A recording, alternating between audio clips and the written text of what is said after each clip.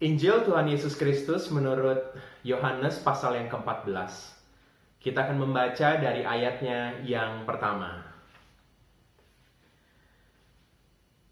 Janganlah gelisah hatimu, percayalah kepada Allah, percayalah juga kepadaku. Di rumah Bapakku banyak tempat tinggal. Jika tidak demikian, tentu aku mengatakannya kepadamu. Sebab aku pergi ke situ untuk menyediakan tempat bagimu. Dan apabila aku telah pergi ke situ dan telah menyediakan tempat bagimu, aku akan datang kembali dan membawa kamu ke tempatku, supaya di tempat di mana aku berada, kamu pun berada. Dan kemana aku pergi, kamu tahu jalan ke situ. Kata Thomas kepadanya, Tuhan, kami tidak tahu kemana engkau pergi. Jadi bagaimana kami tahu jalan ke situ? Kata Yesus kepadanya, Akulah jalan dan kebenaran dan hidup. Tidak ada seorang pun yang datang kepada Bapa kalau tidak melalui aku. Sekiranya kamu mengenal aku, pasti kamu juga mengenal Bapakku. Sekarang ini kamu mengenal Dia dan kamu telah melihat Dia. Kata Filipus kepadanya, Tuhan, tunjukkanlah Bapa itu kepada kami. Itu sudah cukup bagi kami. Kata Yesus kepadanya, telah sekian lama aku bersama-sama kamu, Filipus. Namun engkau tidak mengenal aku. Barang siapa telah melihat aku, ia telah melihat Bapa. Bagaimana engkau berkata, tunjukkanlah Bapa itu kepada kami? Tidak percayakah engkau bahwa aku di dalam Bapa dan Bapa di dalam aku? Apa yang aku katakan kepadamu tidak aku katakan dari diriku sendiri, tetapi Bapa yang diam di dalam aku, Dialah yang melakukan pekerjaannya.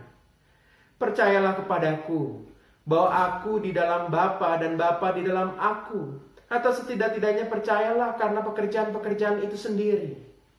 Aku berkata kepadamu, sesungguhnya barang siapa percaya kepadaku, ia akan melakukan juga pekerjaan-pekerjaan yang aku lakukan, bahkan pekerjaan-pekerjaan yang lebih besar daripada itu.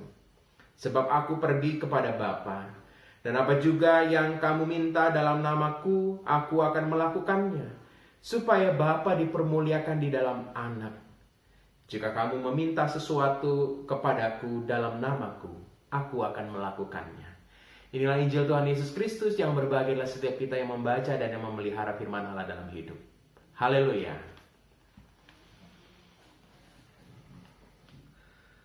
Saudara, hari-hari ini pasti kita masih dalam situasi yang sedikit menggelisahkan, karena kita masih harus menahan diri ada di rumah, dan pandemi ini masih terus berlangsung. Dan saudara, setidaknya kita pasti mengalami juga kegelisahan akan apa yang terjadi ke depan. Apakah kita akan terjangkiti? Mungkin saudara adalah orang yang juga sedang dalam pergumulan karena usaha saudara mulai menurun dan penghasilan tidak seperti hari-hari normal lainnya. Atau bahkan saudara telah kehilangan pekerjaan, usaha saudara sudah tutup, atau saudara terkena PHK. Atau mungkin saudara sedang sangat sedih, gelisah luar biasa. Saudara mengalami situasi yang cukup berat karena orang yang saudara kasihi telah berpulang dan saudara tidak tahu apa yang harus saudara lakukan. Ada banyak kegelisahan-kegelisahan mungkin mewarnai hari-hari saudara pada saat ini. Saudara, kegelisahan yang serupa juga dialami oleh para murid-murid Tuhan Yesus. Pada ayat yang pertama dalam Yohanes 14 yang kita baca dalam firman Tuhan hari ini, menyebutkan hal yang demikian. Janganlah gelisah hatimu, percayalah kepadaku. Ada dua kata, gelisah dan percaya. Saudara, kegelisahan apa yang dialami oleh para murid-murid? Saudara, pada murid-murid dalam perjamuan malam terakhir, mereka mengalami situasi yang menggelisahkan. Kenapa? Karena Tuhan Yesus melakukan sesuatu yang tidak biasa. Tuhan Yesus mengatakan sesuatu yang menggelisahkan, yaitu Ia berkata pada ayat yang 33, firman Tuhan mengatakan, hanya seketika saja lagi aku akan bersama-sama dengan kamu. Saudara, sebuah perkataan yang bagi mereka, para murid-murid yang telah memberikan diri total mengikuti Tuhan, mereka harus mengalami situasi di mana Tuhan yang selama ini menjadi panutan mereka harus mengalami situasi keterpisahan nantinya. Tuhan akan pergi entah kemana, dan mereka pasti mengalami kegelisahan, apa yang akan terjadi dengan hidupku nanti. Mereka mengalami situasi yang tidak pasti. Bukankah dalam kehidupan kita juga mengalami situasi-situasi yang gak pasti, saudara? Seperti yang saya katakan tadi, mungkin saudara sedang mengalami situasi yang berat karena bisnis saudara, usaha saudara, bahkan pekerjaan saudara telah hilang. Mungkin saudara sedang gelisah soal hidup saudara dan anak-anak saudara karena orang yang menjadi tumpuan tulang punggung hidup saudara, ia telah berpulang. Dan saudara gelisah, apa yang akan harus aku lakukan, bagaimana masa depan anak-anakku, bagaimana hidupku, dan banyak hal kekhawatiran lainnya. Mungkin hari ini saudara juga gelisah akan fisik saudara karena saudara sakit, dan apakah aku akan bisa melewati masa sakit ini dan pulih. Saudara, banyak sekali kegelisahan. Mungkin saudara juga sekarang khawatir dengan studi saudara. Studi saudara yang selama ini normal tetapi harus mengalami studi dari rumah, dan saudara mengalami situasi harus melanjut ke tingkat selanjutnya tapi belum ada kejelasan. Ada banyak hal-hal yang kita alami saat ini dan itu menggelisahkan. Pemazmur dalam Mazmur 31 juga mengalami situasi kegelisahan yang luar biasa, saudara. Ia mengalami situasi yang begitu berat. Dia mengatakan pada ayat yang 9 dalam Mazmur 31, "Kasihanilah aku ya Tuhan, sebab aku merasa sesak. Ya begitu sesaknya karena sakit hatiku." Saudara, pemazmur mengalami apa yang mungkin saudara alami pada saat ini. Ia gelisah. Tetapi ada sesuatu yang Tuhan terus kerjakan dalam kegelisahan kita. Pada kegelisahan para murid-murid dalam Yohanes 14 yang kita baca, Tuhan Yesus mengatakan begini pada ayat yang kedua. "Di rumah Bapakku banyak tempat tinggal." Di rumah Bapakku banyak tempat tinggal. Saudara, kata tempat tinggal yang digunakan adalah mona, yang menunjukkan sebuah tempat yang tetap. Ini kontras sekali dengan apa yang dilakukan atau dialami oleh para murid-murid selama ini. Mereka berpindah-pindah, tidak ada tempat yang tetap. Tetapi ketika Tuhan Yesus mau berpisah, dia mengatakan, "Di rumah Bapakku banyak tempat tinggal." Saudara, ini sebuah kepastian yang Tuhan katakan bahwa di tempat Tuhan nanti ada sebuah situasi yang menetap, yang nyaman. Dan uniknya saudara, kata mona yang dipakai untuk menunjuk kata tempat tinggal ini bukan hanya sekedar lokasi, tetapi juga relasi. Tuhan mau mengatakan, maka ia mengatakan sesuatu selanjutnya pada ayatnya yang berikutnya, pada ayatnya yang ketiga dan juga ayat yang keempat, mengatakan begini. "Dan apabila aku telah pergi ke situ dan menyediakan tempat bagimu, aku akan datang kembali, supaya di tempat di mana aku berada, kamu pun berada." Tuhan merindukan supaya ada relasi yang terus-menerus antara ia dengan para murid-muridnya. Di tempat yang menetap itu, ia mau supaya ada relasi yang terbangun. Saudara, Tuhan memberikan sebuah kepastian, bukan hanya kepastian tempat yang menetap, keadaan yang stabil, tetapi juga relasi yang semakin kuat, yang membuat kita mampu meyakini ada kepastian di dalam Tuhan. Saudara, ini adalah sebuah janji yang baik. Saya punya keponakan namanya Ray. Ia seorang yang petualang, pengen coba ini dan itu. Tapi menariknya kalau ada sebuah pertunjukan atau dapat tugas di sekolah, dia suruh tampil, dia begitu gelisah sekali, nampak bukan seorang yang berani. Tapi keadaan akan berubah ketika dia tahu ada papa, ada mamanya yang melihat dia dan stay di sana. Saudara, dia menjadi orang yang sangat percaya diri karena dia tahu ada kepastian. Bagaimana Ray bisa berubah seperti itu?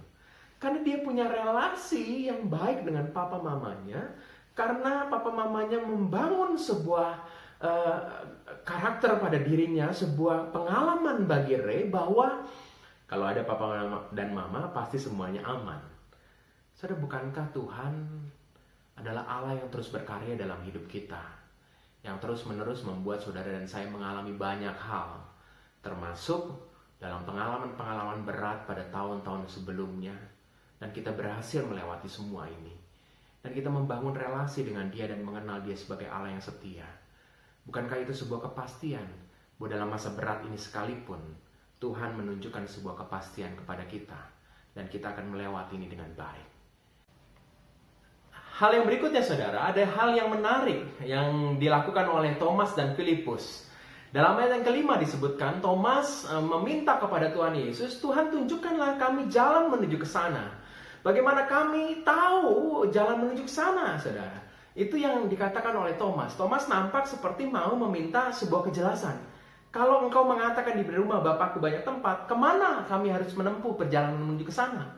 Bukan hanya Thomas, saudara, tapi juga murid yang satu lagi, yaitu Filipus. Filipus mengatakan, Tuhan, tunjukkanlah Bapa itu kepada kami, itu sudah cukup bagi kami. Thomas dan Filipus menunjukkan sebuah sikap, meminta sebuah kejelasan akan kepastian atau janji yang Tuhan katakan itu. Bukankah itu juga yang seringkali kita lakukan, saudara? Kita meminta sebuah kepastian atau kejelasan akan sesuatu yang Tuhan janjikan. Dan kita rindu akan sebuah kepastian itu. Sudah belakangan hari banyak sekali survei-survei yang mau coba memprediksi apa yang terjadi dengan pandemi ini. Kapan ini berakhir? Dan apa yang harus dilakukan supaya kita jelas apa yang harus nanti kita lakukan ketika new normal terjadi. Dan itu menunjukkan bahwa kita sebenarnya memang rindu sebuah kepastian-kepastian dalam hidup kita. Saudara, itu mirip sekali dengan Thomas dan Filipus. Itu kita, saudara. Kita pengen supaya semuanya serba pasti, serba jelas. Menariknya, saudara, Tuhan Yesus menjawab Filipus dan Thomas ini dengan sesuatu yang penting, saudara. Dia mengatakan pada ayat yang ke-6 begini. Akulah jalan dan kebenaran dan hidup. Saudara, jalan, kata jalan yang dipakai itu adalah hodos.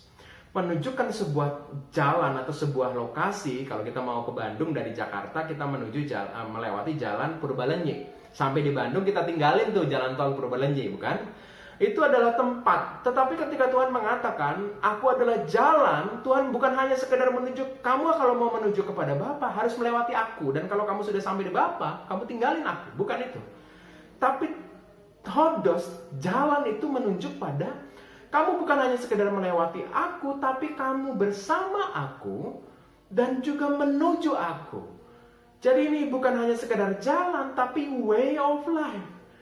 Kalau kita mau menuju kepastian, yaitu bersama dengan Bapa di mana banyak tempat itu, maka kita harus melewati Dia, mengalami Dia, dan hidup di dalam Dia. Jadi ini penting sekali, saudara, bahwa di dalam relasi dengan Tuhan, kita akan memperoleh kepastian kalau kita benar-benar melewati Dia, menuju Dia, dan kita mau hidup di dalam Dia. Makanya pada ayat yang ke-7 disebutkan, supaya sekiranya kamu mengenal aku, kamu akan mengenal Dia, mengenal Bapa. Kalau kamu hidup dalam relasi dengan aku, dalam relasi atau hidup bersama dengan aku, mengalami aku, kamu akan mengalami Bapa, mengalami kepastian itu. Saudara, maka wajarlah kalau Tuhan Yesus mengkritik kebersamaan Thomas, Filipus, dan juga para murid-murid lainnya dengan sebuah kritikan gini.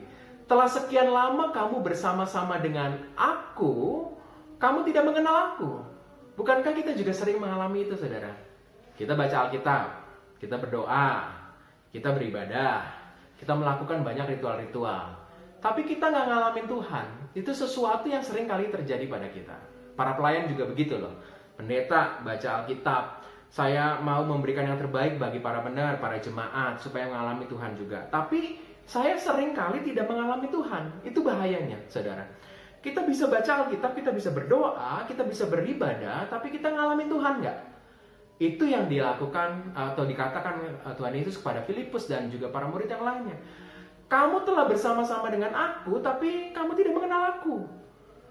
Saudara, work from home atau stay at home memberikan sebuah pengenalan baru, bukan, dalam hidup kita. Saya sekian lama ada di Malang, saudara. Sampai dengan saat ini saya ada di Malang. Dan saudara, saya mengalami sebuah pengenalan yang baru akan istri saya. Istri saya itu rajin banget ternyata. Aktivitas kesehariannya banyak. Bersih-bersih rumah, menyiapkan banyak hal. Dan itu bagi saya, itu melelahkan sekali. Tapi dia melakukan dengan sukacita. Dan saya baru menyadari karena saya jarang ada di rumah, saudara. Dan itu membuat pengenalan baru pada istri saya. Dan saya kagum banget dengan dia. Saudara, bukankah ketika kita menjalin sebuah relasi yang lebih intim, lebih dekat lagi dengan Tuhan, kita akan mengalami sebuah pengenalan yang baru kepada Dia. Dalam bahasa Mandarin, kata krisis itu menarik sekali dibentuknya, saudara. Bahasa Mandarin krisis itu weiji.